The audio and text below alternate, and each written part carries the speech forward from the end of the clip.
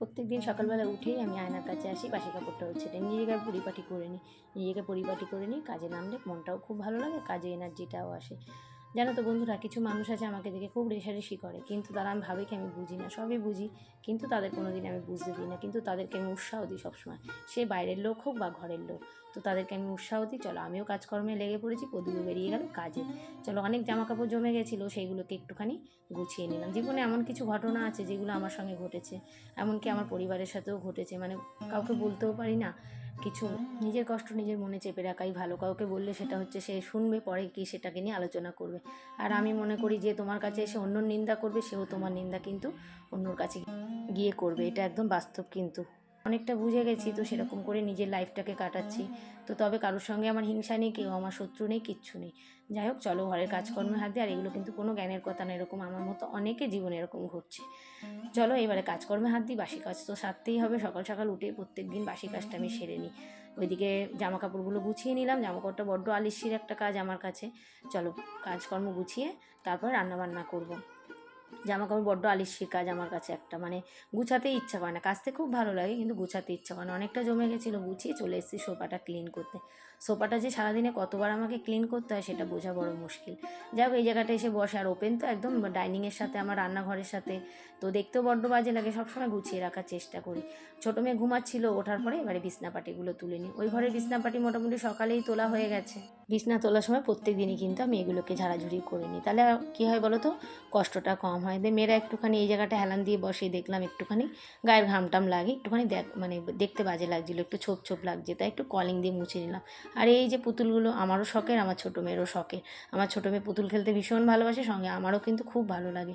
সেগুলোকে আমি একটু ঝাড়া পোছা করে মাঝে মাঝে আবার একটু স্নানও করিয়ে দিই পুতুলগুলোকে পরিষ্কার করে। পরিষ্কার জিনিস, পরিষ্কার ঘরবাড়ি থাকলে কিন্তু লক্ষ্মীশ্রী আসবে, আসতে বাধ্য। তুমি কম ইনকাম করো, কিন্তু ঘরে শান্তি থাকবে, এটাই আমি মনে করি।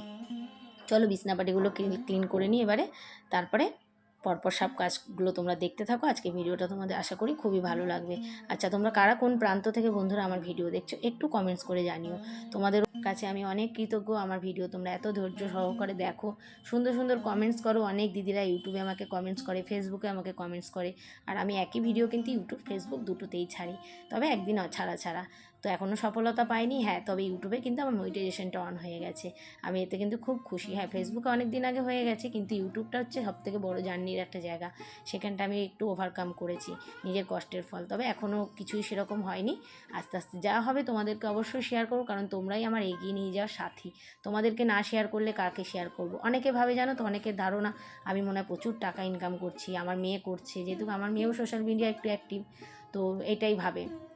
আমার হাজব্যান্ডও ভীষণ ভালোবাসে, এমনকি সবাইকে উৎসাহ দেয়। আমিও কিন্তু যেরকম ভালোবাসি সবাইকে উৎসাহ দিই, কিন্তু আমারটা কিন্তু কেউ ভালোভাবে নেয় না। এটুখানি আমি অনেক দিক দিয়ে অনেক জায়গা থেকে বুঝেছি। কি পাড়া প্রতিবেশী বলো, কিছু নিজের লোকও আছে ভালোভাবে নেয় না। আমি কিন্তু সবাইকে উৎসাহ দিই এসব করার জন্য, আমার নিজের খুব ভালো লাগে। ওই 5টা লোকের সঙ্গে গিয়ে গল্প করার থেকে আমি মনে করি এইসব করা অনেক ভালো। নিজেরও শান্তি পাওয়া যায়, অনেকটা কাজ হয়ে গিয়ে। আর এগুলো আমার কাছে এক একটা ডকুমেন্টস। সব থেকে বড় কথা, আমার যখন বয়স হয়ে যাবে না, এই কাজগুলো আমি দেখবো, আমি এরকম ছিলাম, আমার ঘরবাড়ি এরকম ছিল, আমি এরকম করে কাজ করতে পারতাম, এখন সেটা পারি না। এগুলো আমার কাছে এক একটা ডকুমেন্টস হয়ে রয়েছে, সেই জন্যে আরও বেশি করি, জানো তো। চলো, হ্যাঁ, অনেকে জানো তো আমাকে রাস্তায় দেখে বলে কি গো ভিডিও করো, কিন্তু তাদের কোনো দিন দেখি না একটা লাইক কমেন্টস করতে আমার ভিডিওতে। কিন্তু ভিডিওটা ওরা জানেই না বন্ধুরা, যে ওয়াচ করাটাই সব থেকে বড়, লাইক কমেন্টটা ম্যাটার করে না। যাই হোক, চলো, যারা যেরকম করে মানুষ, যেরকম মানুষ সেরকম করেই তোমাকে দেখবে, এমনকি তোমাকে সেই চোখেই আলোচনাও করবে, সেইভাবেই দেখবে, আমি এটাই মনে করি। তুমি তোমার লক্ষ্যের দিকে এগিয়ে যাও, দেখবে তুমি সফলতা পাবা। সে যেই কাজটা হোক, তবে ভালোবাসতে হবে। যেই কাজই তুমি করো না কেন, ভালোবেসে করতে হবে, আমি এইটুখানি জানি। তো চলো, এদিকে বিছনাপাটি তুলে ওই দিকটা ক্লিন করে তারপরে চলে এসেছি এই যে ড্রেসিং টেবিলের মাথায় ট্রফিগুলো দেখেছো, আগেও দেখিয়েছি অনেকবার। যারা আমার অনেক নতুন বন্ধু হয়েছে তাদেরকে বলছি, আমার বড় মেয়ের ডান্সের সব ট্রফিগুলো। কাজ করতে করতে ভুলেই গেছিলাম, আমার জন্য তো অপেক্ষা করছে অনেকে ব্রেকফাস্টের জন্য। এদেরকে তো আমি রোজ ব্রেকফাস্ট দিই। আজকে হচ্ছে রুটি করিনি, যেহেতু কালকে রাত্রে, তাই আজকে পাউরুটি দিয়ে দিলাম। এসে দেখলাম পায়রার বাটিগুলো খালি, আর বৃষ্টি হচ্ছে বলে না, দেখো শ্যাওলা পড়ে গেছে। এখন তো যখন তখন বৃষ্টি হচ্ছে, পরে একটু মেজে দেবো বাটিগুলো। একটু কারি পাতা, একটু টমেটো তুলে নিলাম, দেখলাম টমেটোটা পেকে গেছে। আগে টমেটোগুলো বড় বড় হচ্ছিলো, এখন ছোট ছোট। এই একটু গাছ লাগালে কি হয়, ভালো হয়।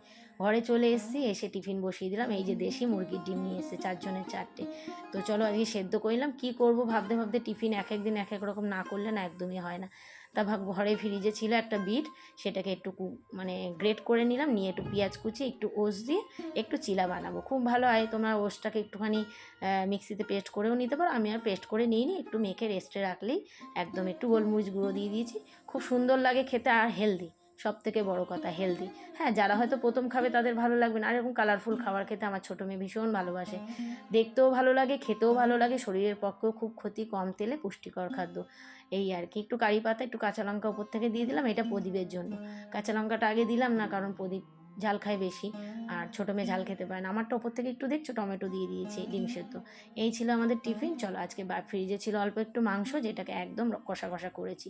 আর গরম পড়ে গেছে, একটু বেলের পানা খেতে হবে। গরমে পড়িয়ে এসে বললো, মা দাও বেলটা গুলে রাখি, ঘুম থেকে উঠে বেলের পানা ঠান্ডা ঠান্ডা খাবো। আর আমি যখনই রান্নাঘরে আসি, আমার ছোটো মেয়েটার অবস্থা দেখো, একটু লেবু কাটছি যেই সঙ্গে সঙ্গে খুন্তি নাড়া শুরু করেছে। ও এরকমই করে, জানো তো। আজকে রান্নাটা দেখো, বাঁধাকপি আর হচ্ছে চিকেন, এরই সাথে ভিডিও শেষ করলাম, আবার দেখা হবে কালকে। আজকের ভিডিও থেকে বিদায়টা।